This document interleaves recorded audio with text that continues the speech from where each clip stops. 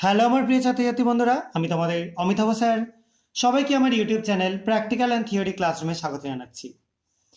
আজকে তোমাদের যে এক্সপেরিমেন্টটা করে দেখাবো, এটা তোমাদের ফুড বা খাবারের মধ্যে যে অ্যাডাল্ট্রেশন হয়, অর্থাৎ যে বিভিন্ন রকম ভেজাল মেশানো হয়, অর্থাৎ ফুড অ্যাডাল্ট্রেশন বা খাদ্যে ভেজালের ওপর একটা ভিডিও।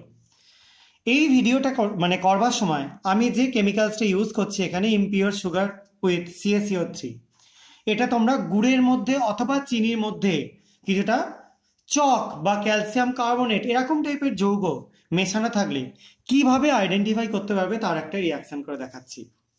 প্রথমে আমরা এখানে বিকারের মধ্যে কিছুটা ট্যাপ ওয়াটার বা এমনি কলের জল নিয়ে নিলাম, এবং এখানে আমরা রিয়েজেন্ট হিসেবে ব্যবহার করব KMnO4 দ্রবণ, পটাশিয়াম পারম্যাঙ্গানেট দ্রবণ। আমি নিয়ে নিচ্ছি কিছুটা KMnO4 দ্রবণ। এবার এই দ্রবণটার মধ্যে আমরা এখান থেকে কিছুটা মোলাসেস স্যাম্পেল বা গুড়ের একটা নমুনা ইউজ করছি, দেখতে পাচ্ছ, সেটা আমি এখানে অ্যাড করে দিচ্ছি। এবং অ্যাড করবার পর কন্টিনিউ আমরা এখানটা এরকমভাবে নাড়াতে থাকবো।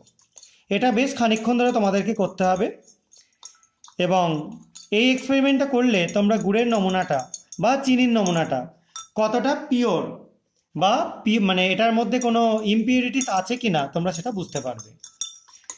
তো দেখো, KMnO4-এর যে কালারটা ছিল সেই কালারটা কিন্তু আস্তে আস্তে এখানে ফেড হয়ে যাচ্ছে, তোমরা দেখতে পাচ্ছ নিশ্চয়ই।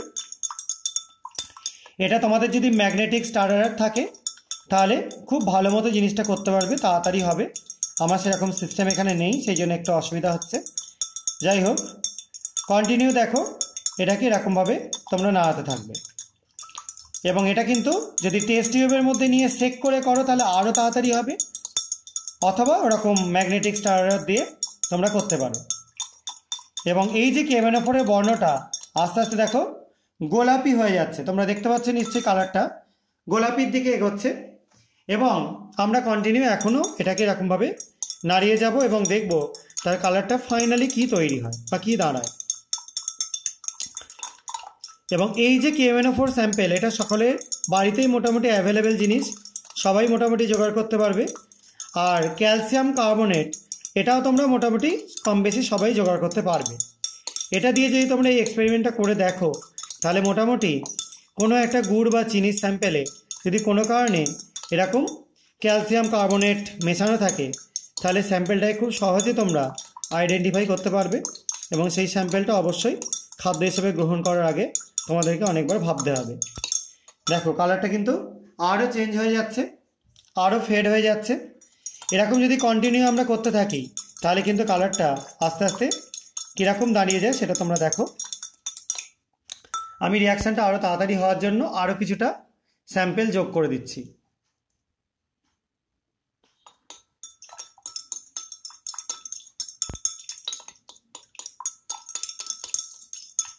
দেখো কালারটা আরও কিন্তু ফেড হয়ে আসছে।